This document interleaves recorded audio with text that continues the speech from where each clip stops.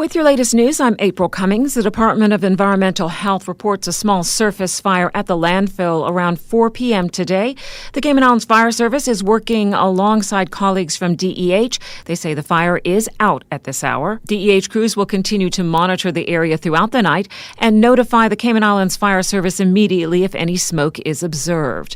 Officials say the incident appears to have been caused when a vehicle drove over a mobile phone battery or similar that had been discarded in regular waste while compacting an area of the landfill site, which caused the battery to burst and ignite. DEH Director Richard Sims says any kind of battery, even those found in small things like mobile phones, pose an increased risk of combustion and should be separated from other waste materials when disposing. He says the Georgetown landfill has a designated area for batteries, and they encourage the public to use that area.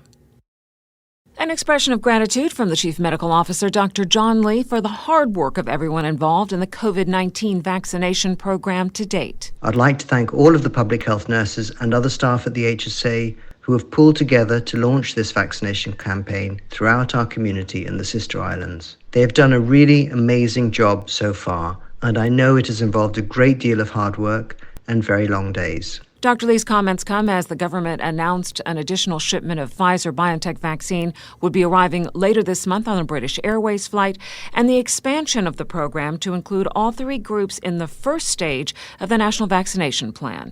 You can find out more at exploregov.ky/coronavirus. You can also visit the hsa.ky website to find out specific details on where you can receive the vaccine.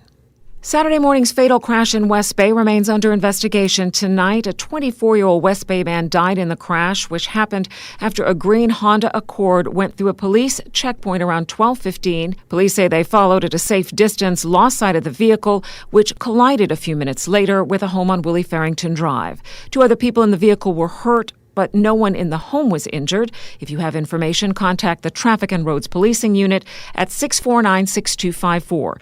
The Office of the Ombudsman is overseeing matters in the investigation as it involved a serious harm to a member of the public who had been in recent contact with police. No new details from police after a car goes up in flames in Baden Town during a collision there Sunday evening. People on the scene described to Radio Cayman what they saw and heard. And it hit the wall, and then it flew down to the area where the car is at now. And then I ran outside and I just saw the car on fire. And when I came out, they were trying to get him out of the car. So were they able to get him out? Yeah, he's right there. Isn't that guy walking? Yeah, that's him right there. It happened pretty fast, and the car went up in flames in like literal seconds, honestly seconds.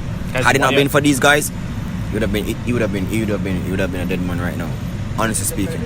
But I help him man bust open me the door and come out. The boss him foot stop but in rocking foot until he come out, and him come out. It's gonna be crispy right now. The crash happened around 8:45 near the intersection of Easy Street and Condor Drive in Baden Town. The driver appeared to have no injuries. The clock is ticking as your last chance to register to vote for the May 26th general election approaches on Wednesday. For persons who have not yet registered, who say, well, I don't know if there's going to be anybody running that I want to vote for. You need to register now in order to cast your vote on the 26th of May. We don't know everybody who is going to run. But if by chance you choose not to get registered and then somebody declares and gets nominated in your electoral district and you can't vote, you're up the creek. Deputy Supervisor of Elections Sheena Glasgow tells Radio Cayman you can register to vote, get that behind you, and then make the choice as to whether you will or will not go out to cast your vote. It's a sentiment echoed by Supervisor of Elections Wesley Howell. Folks are coming in now not knowing who has declared an interest in running in their particular area. By the time you get to nominations day, if you're not on, it's too late to get on at that point. Unfortunately, that's the way our current legislation is. Wednesday is the last day to register for the 2021 election, and officials are still happy to get you sorted. You can visit elections.ky online or call 949-8047 for information. After Wednesday, the next big election event will be the dissolution of Parliament on March 29th, followed by Nomination Day on the 31st. Nomination Day takes place on one day, so it's a one-shot deal. Candidates have to be nominated by two electors in that particular electoral district. They pay their candidate deposit, it's $1,000, and we're off to the races. And Election Day, that's on May 26th. Gas prices spike in Cayman Brac. Radio Cayman's Carsley Fuller has the details. According to the Overall Retail Network weekly analysis done by the Utility and Competition Regulation Office, self-service regular gasoline across Grand Cayman is $3.89 a gallon, which is unchanged since the last check on December 29th. Premium self-service gasoline is logging in at $4.27 a gallon, while diesel is averaging $3.88, a bump of 2 cents. For a quick comparison, 6 months ago, gas prices in Grand Cayman were $3.84 for regular, $4.25 for premium, and $3.87 for diesel. For Grand Cayman, the average price for regular gas is $4.09 a gallon. The cheapest is reportedly being sold at Mike's 7 Mile, where Off-Reg says it's $3.77 a self-service gallon. The average price for regular gas jumped 10 cents in Cayman Brac to $4.22. Folks on Little Cayman are still paying $4.92 a gallon. On the diesel side of things, the average price is now $3.85 on Grand Cayman. Off-Reg says the cheapest is being sold at Refuel for $3.32. The average price of gasoline in Florida is up to $2.30 for regular and $2.94 US for premium, according to AAA. Log on to offreg.ky for the full breakdown. Reporting for Radio Cayman News, I'm Carsley Fuller. Amplify Cayman says it aims to provide a transparent platform on popular topics affecting our society. And high on its agenda, an environmental survey. Radio Cayman's Felicia Rankin-Solins has more. Amplify Cayman has launched an online survey aimed at gauging public opinion on local and global environmental issues impacting the Cayman Islands. Survey questions are based on the guiding principles of the Cayman Islands Environment Charter, upheld by the Cayman Islands Constitution, Section 18, Protection of the Environment, and United Nations Sustainable Development Goal Number 12, Responsible Consumption and Production.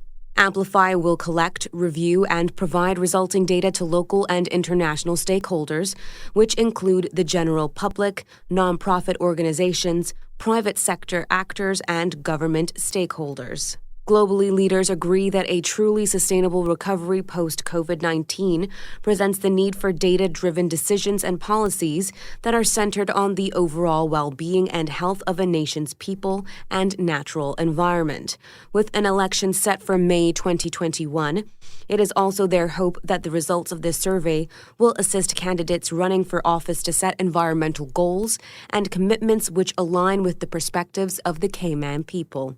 The survey will be open for a period of 1 month from January 15th to February 15th. Results will be shared with the public in a report that will be provided by March 30th.